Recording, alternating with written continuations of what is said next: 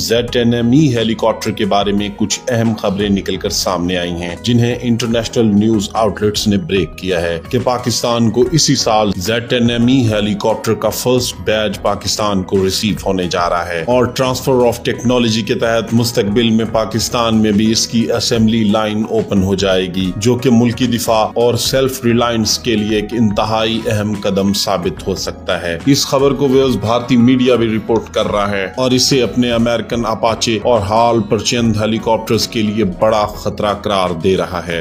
आज की वीडियो में हम इस हेलीकॉप्टर की कैपेबिलिटीज का कंपैरिजन भारतीय और जदीद अमेरिकन हेलीकॉप्टर्स के साथ करेंगे और ये वीडियो बहुत इंफॉर्मेटिव होने वाली है। तो व्यूअर्स, इस दरखास्त के साथ अगर आपने हमारे चैनल को सब्सक्राइब नहीं किया तो काइंडली हमारे चैनल को सब्सक्राइब कीजिए। तो चलते हैं अपने टॉपिक की तरफ। व्यूअर्स, पाकिस्तान को चीन से Z10ME हेलीकॉप्टर की डिलीवरीज शुरू होने जा रही हैं। इब्तदाई तौर पर 30 से 50 यूनिट्स ऑर्डर किए गए थे, जो कि किसी भी मॉडर्न आर्मी के लिए एक मौसर फोर्स मल्टीप्लायर साबित हो सकते हैं। ये हेलीकॉप्टर्स पाकिस्तान के मशरकी और मगरबी सरहदों पर दरपेश खतरात को मद्देनजर रखते हुए लिए जा रहे हैं और एक बड़ा सवाल ये है कि क्या ये हेलीकॉप्टर मुकम्मल तौर पर चीन से दरामद किए जाएंगे। व्यूअर्स, रिपोर्ट्स के मुताबिक इसकी असेंबली लाइन पाकिस्तान में भी ओपन की जाएगी, जिससे इसके ज्यादा से ज्यादा कंपोनेंट्स को पाकिस्तान में मैन्युफैक्चर किया जा सकेगा ताकि चाइनीज स्पेयर पार्ट्स पर इन्हिसार कम से कम किया जा सके। इस हवाले से कुछ पाकिस्तान डिफेंस कंपनीज खास तौर पर global industry for defence and solutions को मुमकिना तौर पर इस प्रोजेक्ट में शामिल किया जा सकता है। चीन के साथ व्यूअर्स, दिफाई मुआहिदों में अक्सर टेक्नोलॉजी ट्रांसफर शामिल होता है, जैसा कि JF-17 प्रोग्राम में देखा गया। अगर Z10ME के कुछ अहम कंपोनेंट्स पाकिस्तान में तैयार किए जाते हैं तो ये पाकिस्तान के एविएशन सेक्टर के लिए एक बहुत बड़ा संगमील होगा। और इसके अलावा Z10ME के वेपन्स की कुछ वैरायटीज जैसे कि एंटी टैंक मिसाइल्स और लॉइटरिंग एमुनिशन को भी मुमकिन तौर पर मकामी सतह पर तैयार किया जा सकता है।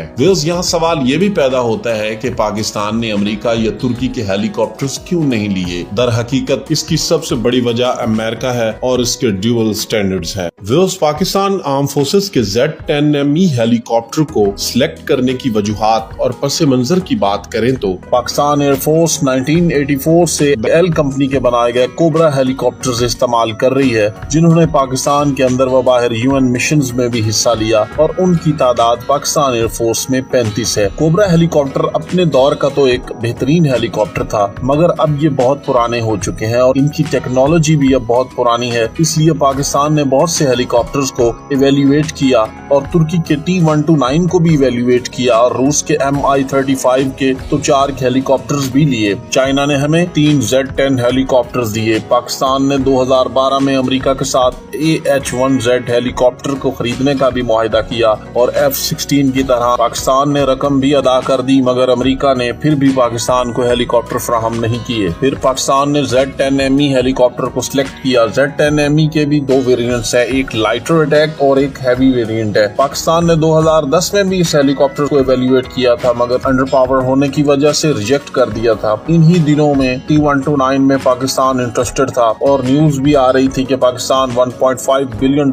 के मुआहिदे में T-129 हेलीकॉप्टर्स की एक बड़ी तादाद लेने जा रहा है। मगर T-129 में इस्तेमाल होने वाला इंजन रुकावट बन गया, क्योंकि इस हेलीकॉप्टर में इस्तेमाल होने वाला इंजन अमेरिकी था और अमेरिका ने तुर्की को इसे पाकिस्तान को फरोख्त करने से इनकार कर दिया। इसके बाद 2021 में चाइना का Z10ME हेलीकॉप्टर को एयरफोर्स ने दोबारा इवेल्युएट किया और इसका वर्जन Z10ME पाकिस्तान ने सिलेक्ट किया, जिसमें पाकिस्तान एयरफोर्स के मुताबिक इसमें मॉडिफिकेशंस की गई हैं। 2010 में ये हेलीकॉप्टर्स जब पाकिस्तान एयरफोर्स ने इसको रिजेक्ट किया था, उस वक्त ये अंडर पावर था। इसका इंजन उस वक्त सिर्फ 950 किलोवाट की पावर पैदा कर रहा था। जैसा कि हम जानते हैं कि चाइना में 2000 से 2020 तक डिफेंस इंडस्ट्री में इनकलाब आ चुका था और चाइना का मसला इंजन थे उस वक्त, जो वो रूस से ले रहा था, मगर वो इंजन चाइना ने खुद बनाना शुरू कर दिए और Z10ME के लिए एक ताकतवर इंजन का इस्तेमाल किया गया। और उसके बाद ये हेलीकॉप्टर AH-1Z वाइपर हेलीकॉप्टर से भी कई मामलात में पाकिस्तान एयरफोर्स के लिए साजगार था। पाकिस्तान को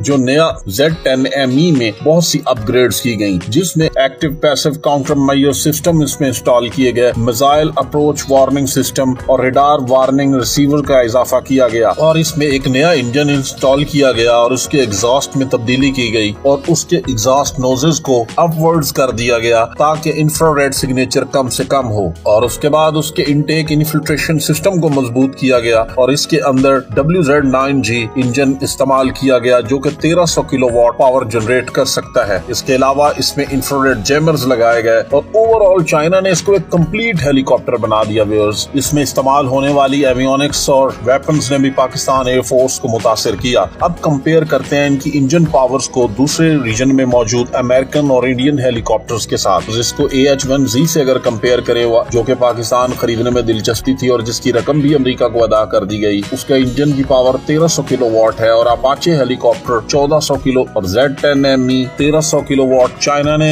जदीद तरीन दुनिया के हेलीकॉप्टर समझे जाने वाले AH-1Z वाइपर के इंजन के बराबर एक इंजन को प्रोड्यूस किया और उसके बाद ये AH-1Z वाइपर से भी कई मामले में पाकिस्तान एयरफोर्स के लिए साजगार था। चाइना टेक्नोलॉजी में अमेरिका से भी कई मामलात में अब आ गया है। पाकिस्तान को चाइना जदीद तरीन हथियार फराहम करता है, जबकि अमेरिका के साथ ये बहुत बड़ा मसला है कि वो पाकिस्तान के साथ मुनाफिकाना रवैया रखता है और हथियार नहीं देता, जिसकी वजह उसका भारत के साथ अब इत्तेहाद है। व्यूअर्स, अब AH-1Z और दूसरे इंडियन हेलीकॉप्टर्स को ओवरऑल कंपेयर करते हैं। AH-1Z 4 ब्लेड्स के साथ आता है और इसकी maximum take off weight 8391 kilogram है और जो पाकिस्तान कोबरा का हेलीकॉप्टर इस्तेमाल करता है उसके साथ 2 ब्लेड्स और 4309 किलोग्राम का वो वेट कैरी कर सकता है। अब करते हैं भारत के हेलीकॉप्टर की बात जो भारत इस्तेमाल करता है। हॉल परचंद वो 4 ब्लेड्स के साथ आता है, उसका टेक ऑफ वेट 5800 किलोग्राम है और T-129 हेलीकॉप्टर जो पाकिस्तान तुर्की से खरीदने जा रहा था वो 5 ब्लेड्स के साथ आता है,